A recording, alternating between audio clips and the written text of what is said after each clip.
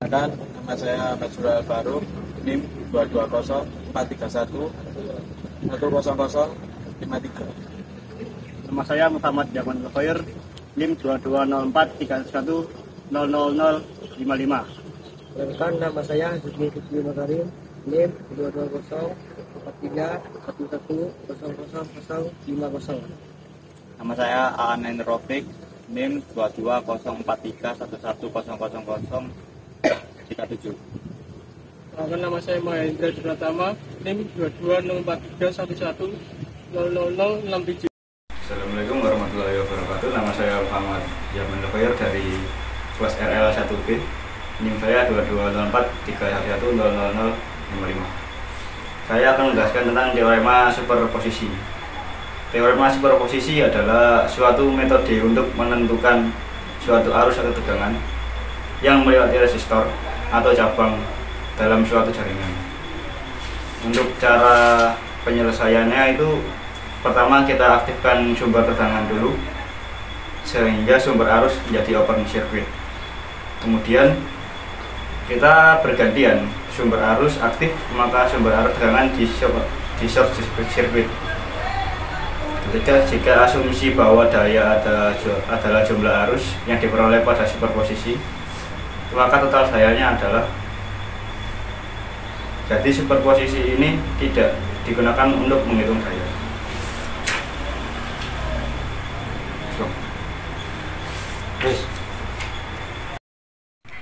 Untuk teorema jaringan superposisi, contoh soalnya sini ada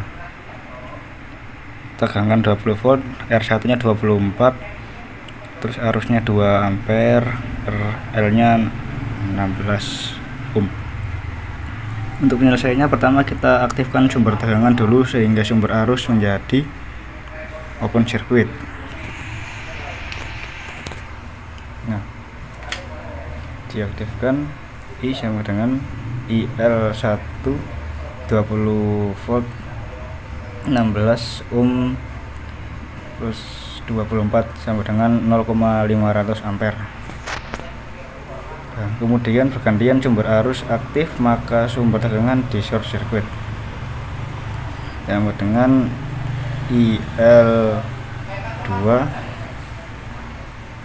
24 volt per 16 ohm plus 24 ohm kali 2 ampere sama dengan min 20 ampere. IL sendiri 0,5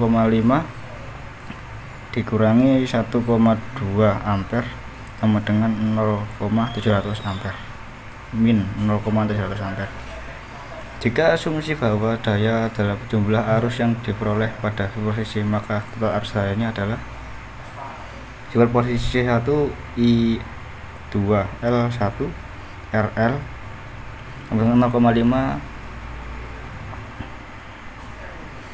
pangkat 2 kali 16 sama dengan 40 watt. Untuk superposisi 2 1 I2 L2 RL dikali RL sama dengan 1,2 ampere pangkat 2 dikali 16 ohm sama dengan 23,4 watt. Untuk superposisi total P1 tambah P2 sama dengan 4 watt tambah 23,4 watt sama dengan 27,4 watt. Harusnya superposisi L sama dengan I arus L2 arus 2L dikali RL sama dengan 0,7 ampere pangkat 2 dikali 16 ohm sama dengan 7,84 watt. Jadi superposisi tidak bisa digunakan untuk menghitung daya. Selanjutnya saya akan menjelaskan tentang teorema Levin. Teorema Levin ini memungkinkan menyederhanakan suatu rangkaian yang kompleks menjadi sumber tegangan dalam sebuah tahanan. Untuk langkah-langkah dalam penyelesaiannya itu, 1. Membuang beban pada rangkaian menjadi 0. 2. Tandai pada beban yang dibuang tadi, misal A dan B. 3. Atur semua sumber menjadi 0. Sumber tegangan menjadi short circuit atau 0 volt. Sumber arus menjadi open circuit atau 0 amp. 4. Hitung persamaan resistansinya. 5. Ganti sumber tegangan yang dibuang dan tentukan tegangannya. Jika sumber lebih dari satu superposisi. Jika sumber lebih dari satu gunakan superposisi. 6. Gambar rangkaian pengganti Thevenin. Untuk teorema Thevenin, contohnya seperti ini ada daya 20 volt, untuk R1 nya 24, untuk ampernya 2, RL nya 16 ohm. Penyelesaiannya langkah 1 dan 2, buang beban dan tandai dengan label A dan B. R1 sama dengan 24, B nya tetap 20, dibuang RL nya, tadi A, tandai A dan B. Untuk kedua, langkah 3, ubah sumber jadi 0, sumber tegangan short, sumber arus menjadi 0, sumber tegangannya jadi 0, untuk tegangannya 24 ohm, sumber arusnya di short jadi 0, RT sama dengan 24 ohm. Nah, untuk langkah keempat, cari RTH nya. RTH sama dengan 24. Itu juga yang ini. Nah, untuk selanjutnya langkah 5, sumber tegangan yang baru VAB sama dengan 20 volt min 24 ohm dikali 2 ampere. Sumber tegangan min 28,0 volt. Kita gambar rangkaian pengganti Thevenin. E nya tetap 28 volt, RTH nya 24 ohm, untuk RL nya 16 ohm. Arus yang melewati beban RL IL 28 volt per 24 ohm ditambah 16 ohm, sama dengan 0,700 ampere.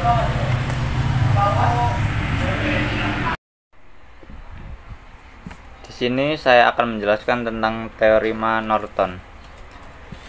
Teorema Norton ini mirip dengan Thevenin, yaitu menyederhanakan rangkaian kompleks menjadi rangkaian sederhana. Jika Thevenin diubah menjadi rangkaian satu sumber tegangan seri dengan tahanan, maka Norton diubah menjadi satu sumber arah paralel dengan tahanan. Langkah-langkah menentukan teorema Norton. 1. Buang hambatan dari sirkuit. 2. Tandai pada terminal. 3. Ubah semua sumber menjadi 0. 4. Tentukan resistor pengganti Norton. 5. Ganti sumber dengan dibuang di langkah 3, dan tentukan arus yang terjadi jika terminal dihubungkan. 6. Gambar rangkaian pengganti Norton.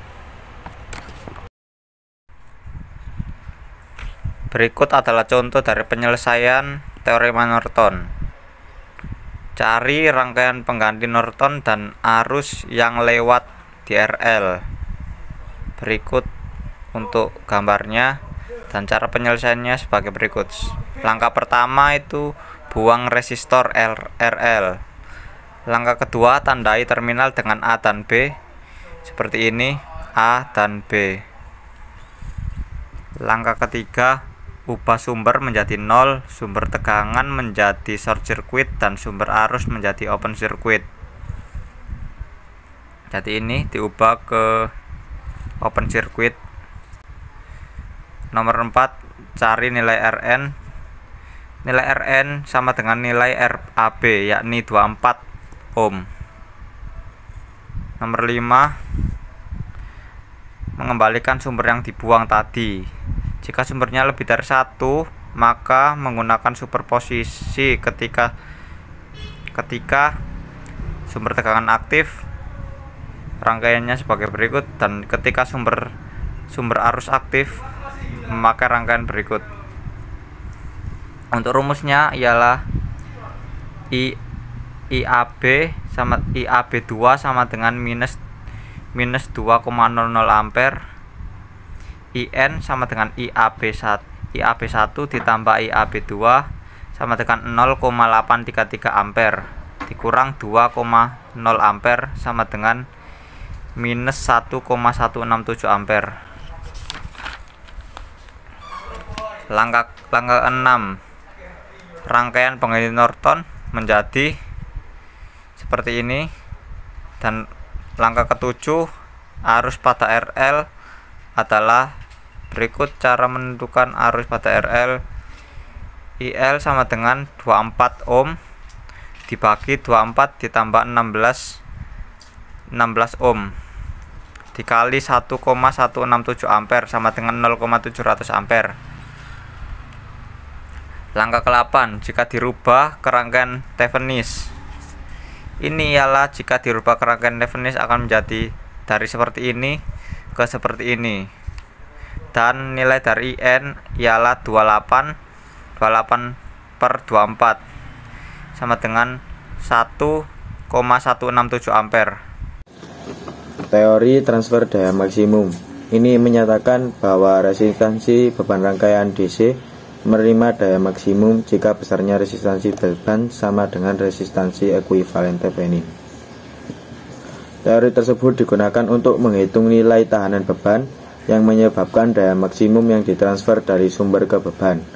Teorema ini berlaku untuk keduanya, rangkaian AC dan DC. Aplikasi dunia nyata dari teorema transfer daya maksimum. Teorema transfer daya maksimum adalah salah satu teorema efisien. Itulah mengapa ada beberapa aplikasi dunia nyata untuk teori ini. Bidang komunikasi merupakan salah satu bidangnya. Teori ini digunakan untuk sinyal kekuatan rendah. Selain itu untuk pengeras suara, menguras daya maksimal dari amplifier. Langkah-langkah untuk memecahkan masalah tentang teorema transfer daya maksimum. Secara umum, langkah-langkah yang disebutkan bahwa ini diikuti untuk menyelesaikan masalah teori transfer daya.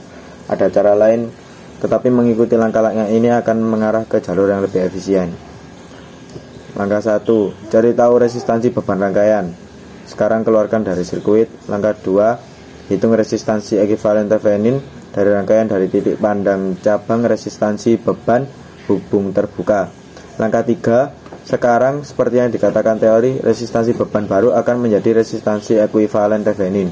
Ini adalah resistansi yang bertanggung jawab atas transfer daya maksimum. Langkah 4, kemudian daya maksimum diturunkan. Saya Sidney Fikri Makarim akan menjelaskan teori substitusi. Pada teorema ini berlaku bahwa suatu komponen atau elemen pasif yang dilalui oleh sebuah arus yang mengalir sebesar I, maka pada komponen pasif tersebut dapat digantikan dengan sumber tegangan Vs yang mempunyai nilai yang sama saat arus tersebut melalui komponen pasif tersebut. Jika pada komponen pasifnya adalah sebuah resistor sebesar R, maka sumber tegangan penggantinya bernilai Vs sama dengan IR dengan tahanan dalam diri sumber tegangan tersebut sama dengan 0.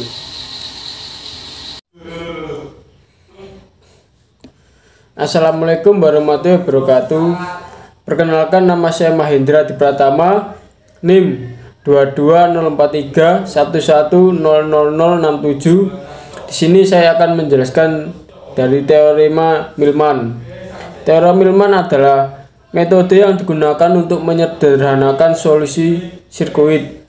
Teori Millman digunakan untuk menghitung tegangan pada ujung-ujung sirkuit yang hanya terdiri dari cabang-cabang secara paralel. Mari kita ke langkah-langkah. Yang pertama, ubah semua sumber tegangan ke sumber arus. Pada rangkaian ini didapatkan tegangan dan hambatan yang akan diubah menjadi rangkaian seperti sumber arus dan tegangan yang disusun secara paralel. Yang kedua, jumlahkan semua sumber arus paralel dan tahanan paralel, di mana dari gambar ini didapatkan rumus I1 sama dengan V1 per R1 ditambah V2 per R2 ditambah V3 per R3, dan untuk hambatan total yaitu I per RT sama dengan 1 per R1 plus 1 plus R2 per R2 plus 1 per R3.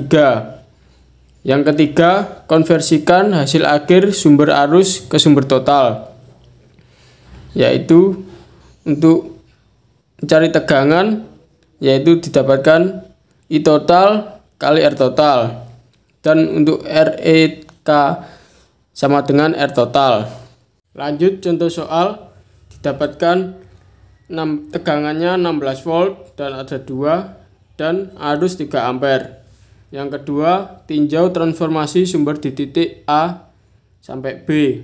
Pertama, kita buat A dan B dulu yang akan dihilangkan seperti ini, dan kita lanjut ke KVL, di mana sumber tegangan yang masuk adalah 0.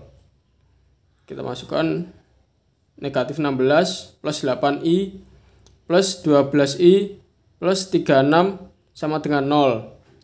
20I plus 20 sama dengan 0. I sama dengan negatif 20 per 20 sama dengan min 1 ampere. Sehingga didapatkan V1 sama dengan negatif I kali 8 ohm sama dengan min 1 dikali 8 sama dengan 8 volt.